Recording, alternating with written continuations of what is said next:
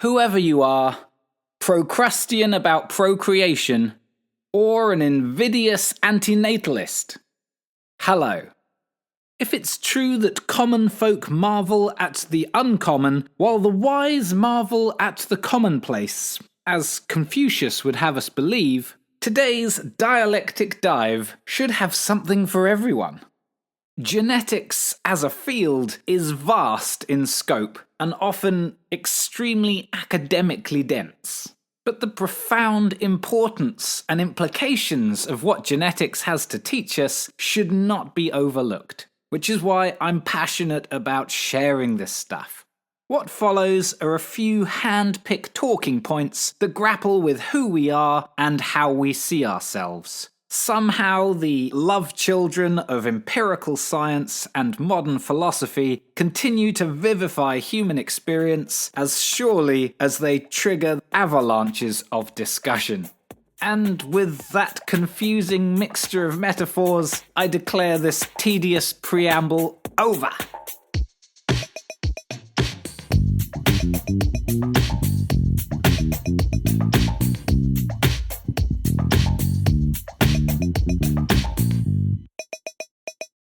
First of all, genes. What are them? A gene is an instruction for a cell to do something or build something. This single line of code can be short or long and can provide a single function or many different functions depending on its environment. To entertain a gene's eye view of ourselves, we first need a basic understanding of two concepts in biology. These are fitness and evolution. Chances are, when a biologist talks about fitness, they aren't referring to an organism's health or running speed. From a Darwinian perspective, fitness is just a measure of an organism's ability to contribute genes to future generations. Most of the time, there are three main ways that a creature can achieve this and maximize its genetic contribution. First and foremost, it must survive in the brutal gladiatorial arena that is life. Survival, as you may have noticed, requires finding enough food, avoiding predators, and combating disease, among other inconveniently terminal obstacles. Secondly, and simultaneously, every life form must compete with other members of its own species for the best mates, territory, resources, etc. As the twin trials of survival and competition run relentlessly, life forms must negotiate a compromise. Priorities need to be established. It is not easy to gather fruit while defending a territory. It's even harder to try and copulate while outrunning a leopard, or so I've heard. But assuming you've got those first two challenges under control, there is still one final measure of an organism's fitness to grapple with: reproduction. It's all for nothing, genetically speaking, if you don't leave any descendants. And wouldn't you know, parenthood brings yet more difficult decisions. Should I build and provision a nest for my offspring, defending them to the death? Or should I just leave them to their fate, awkwardly sidestepping away to spawn as many new lives as possible in whatever time on Earth I've got left? Reproductive strategies are subject to the same mathematics as gambling. If an organism makes lots of small stakes, we call this iteroparity. If they go all in on the first bet, that's semelparity. Every aspect of fitness is a calculation of how likely your gamble is to pay off. So how do things evolve? Well, it is crucial to remember that populations evolve, not individuals. Evolution is simply the abundance of different genes changing in a population over time. To say that an orchid or a virus or a mouse evolves simply means that the shared gene pool of all reproductive members was different in the past compared to today. If the number, function, and ratio of genes in a population looks set to change in the future, then that species is evolving. So a mouse can't evolve, but mice do. Once a population of organisms is surviving and reproducing, we need 3 new factors to get them evolving. Condition 1, individuals must vary. Internally or externally, subtly or dramatically, every contestant in life's arena must be different from each other. Variation is what sex is all about, and that's not just my point of view. Genetics. Condition 2. All of these variations must be heritable. Distinguishing characteristics and/or inclinations towards certain behaviors have to be passed from parents to their children for evolution to work. This is not to be confused with Lamarckianism. A life form's genes don't change as they live out their lives. The genes that you're born with are the ones that you will pass to your offspring, if you get so lucky. And condition 3, these heritable variations must affect an organism's ability to survive, compete, and reproduce, aka their biological fitness. And that is it.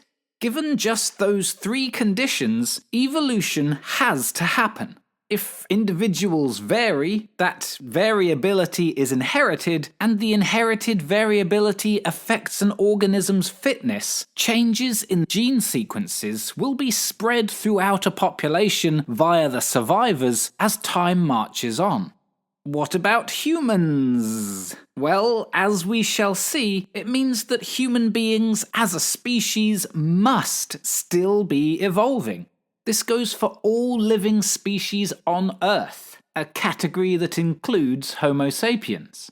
To appreciate how these 3 conditions are met in us people, we need to consider what the environment might look like to a piece of genetic code. All members of the same species are around 99.9% genetically identical.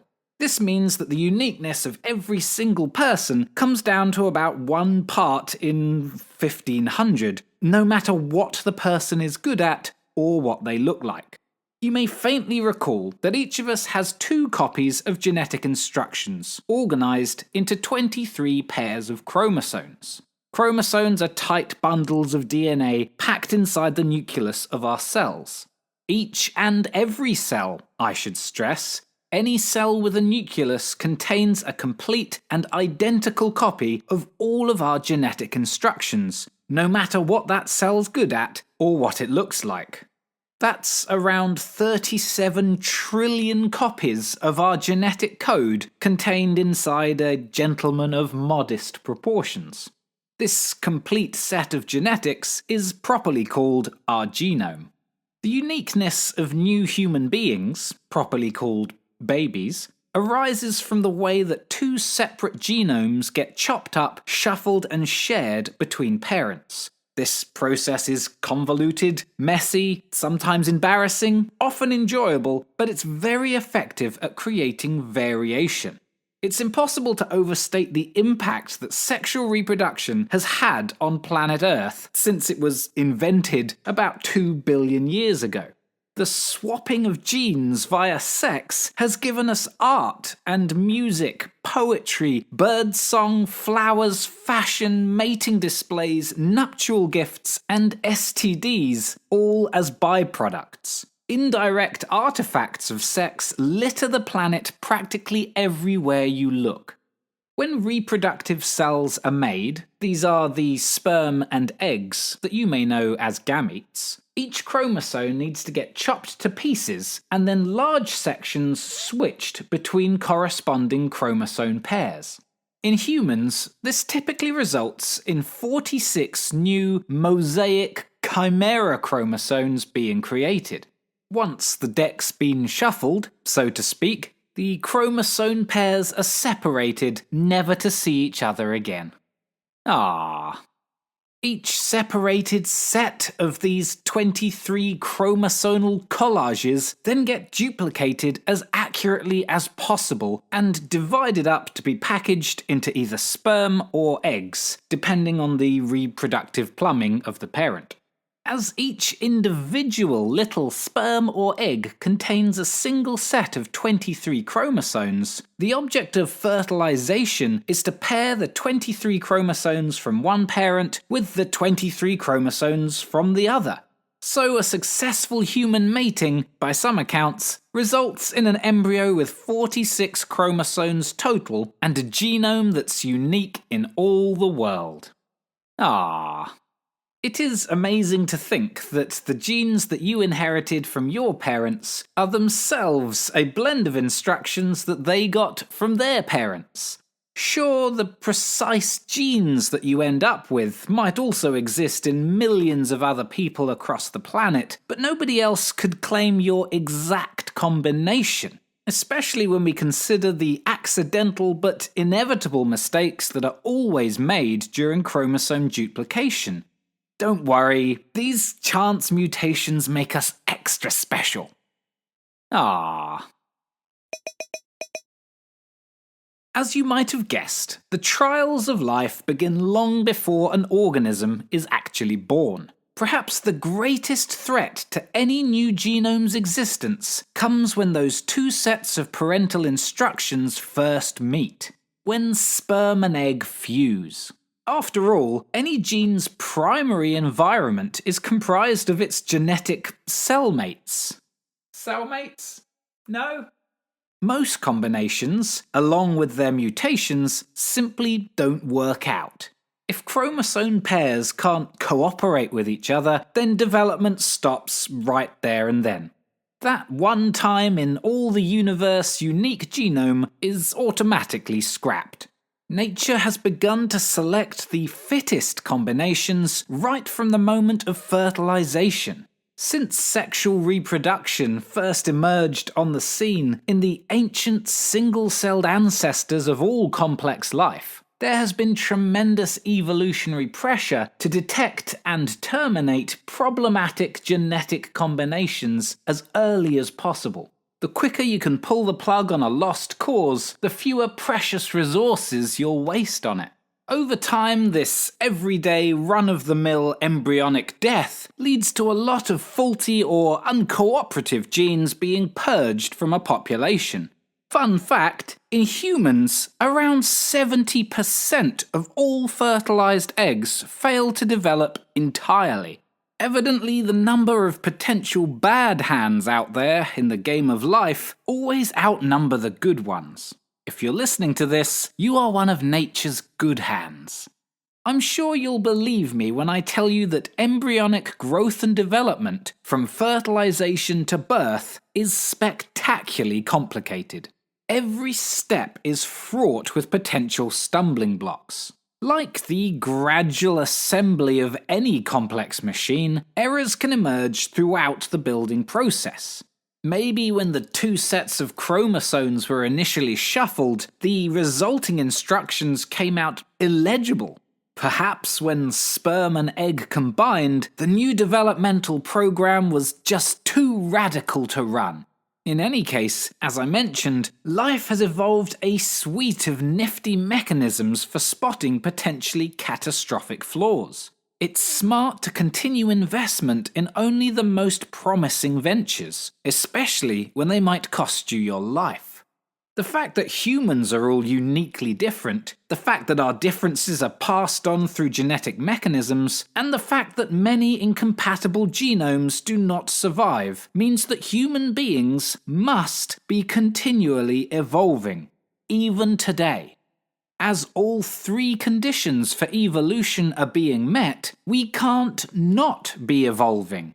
Even if we were able to remove all predators, all environmental dangers, and all lethal illnesses from the world around us, which we can't, even if every individual survived to reproductive age and found the perfect partner to start a family with, which they don't, natural processes would still be operating at a cellular level to promote beneficial genetic combinations and eliminate harmful ones from the population.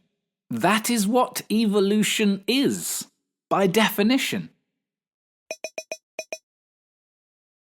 As we saw in the last Wiggle Soup, competition between different self-replicating molecules lies at the core of biology. All life on Earth, from the simplest to the most complex organisms, can be viewed as unconscious genetic instructions trying to chemically outdo each other. Allowing for a little anthropomorphism, this doesn't mean that a gene's selfish interests won't promote or even necessitate altruistic cooperation. No gene is an island. To take a more balanced approach, consider what constitutes a win for a strand of DNA. The emergent champions of natural selection are those replicators who best use energy and raw materials to copy themselves as efficiently as possible. This was life's very first trade-off, and it still persists today. Life on every scale must find a compromise between gathering resources and reproducing quickly. From a gene's perspective, this is always a team effort. Next episode, we will be exploring the many nuances and subtleties of sex and gender. But for now, to say any individual of any species is female means that it produces fewer and more expensive gametes than the individuals we label as male. Put simply, females produce comparatively big and costly eggs, while males produce many tiny, inexpensive sperm. This fundamental mismatch in parental investment translates to a conflict of interest between sexes from the outset. Males can improve their biological fitness by mating with multiple partners, promoting infidelity. Females are more vulnerable to desertion, especially mammalian females, who are obliged to carry the next generation inside their own bodies throughout pregnancy. Right across the animal kingdom, sexual reproduction carries the risk of exploitation, rape, jealousy, illegitimacy, desertion, and harassment.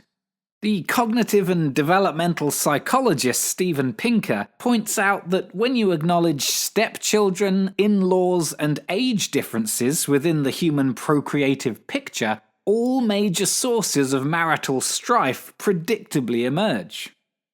Animal parenthood presents that age-old dilemma between churning out multiple offspring to fend for themselves or enhancing the survival prospects of a select few descendants.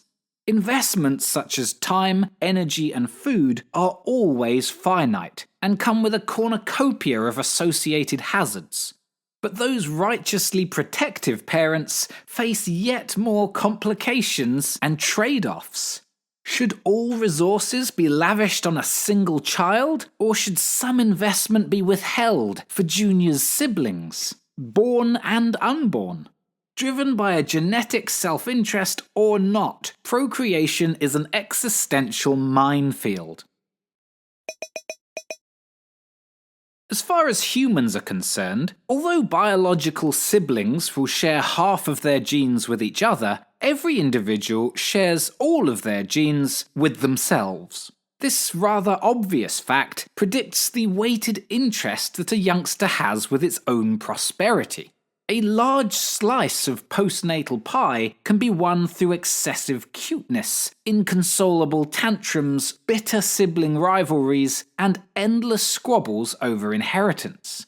These are not always deliberate strategies, more genetically influenced dispositions towards certain behaviours. If any of these gambles work out, then those genes responsible persist and spread. In a worst-case scenario, when times are particularly tough, infanticide was a tragic but rational response to abject poverty common amongst our traditional nomadic hunter-gatherer ancestors. It is a privilege to be ignorant of this sad fact. Throughout human history, any genetic adaptation for winning mum's affection or getting one up on your siblings could make all the difference when grave realities had to be faced. So genes encode drama, but complementation among DNA molecules underpins as much of our sentient lives as competition does. The two can be difficult to unpick. Consider this. A gene that encourages a parent to invest in its offspring will subsequently be promoting any copy of itself that resides within that child. Put another way, this means that a genetic predisposition to care for your daughter, or brother, or cousin will be benefiting a copy of itself some statistical proportion of the time. Any such egotistically altruistic gene will be rewarded with increased propagation in proportion to the improved fitness that it confers, and how closely related the beneficiary is. This was captured by JBS Haldane, who famously quipped, "I would willingly lay down my life for 2 brothers or 8 cousins." The more distantly 2 species are related, the further back in history you'll have to travel to find an ancestor common to both of them. This is fractally true about life on Earth, whether you're looking at the family tree of just 5 generations or the entire history of life. It's all thanks to sex that the chances of 2 creatures sharing a stretch of genetic material diminishes with each new generation. For this reason alone, is it any surprise that nuclear families typically invest so much in their inclusive well-being? Traditional societies were built on rulers transferring power and wealth to offspring, and nepotism is still a major cause of inequality in the modern world. Its systematic unfairness threatens religions, governments, and businesses alike. In fact, stories involving heated rivalry, like status, inequality, punishments, relationships, and envy, appear irresistible to us humans. Those moral obsessions that dominate our social lives reveal people to be the personification of our genetic interests, not removed from them. So far, no culture in history has managed to escape the influence of its fundamentally conflicted, self-replicating molecules. But humans, perhaps uniquely, occupy what's been called a cognitive niche. This means that, unlike other creatures, we can overcome life's obstacles with brain power, cooperation, and flexible behavior, not just fixed adaptations like sharp teeth and keen eyesight.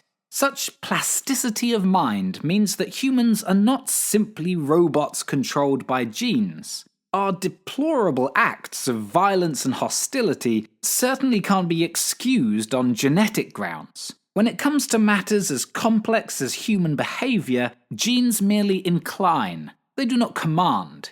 We are all highly susceptible to environmental, cultural, and social influences with the power to override our genes. Even so, I still find it fascinating to consider how much of humanity's past and present can be attributed to the basic biochemical reactions of DNA.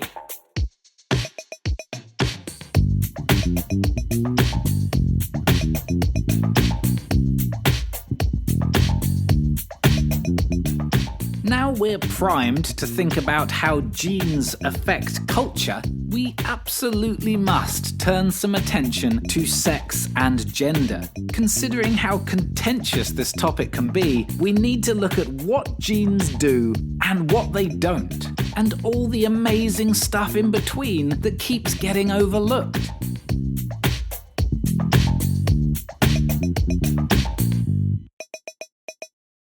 Cellmates, get it? Anyone?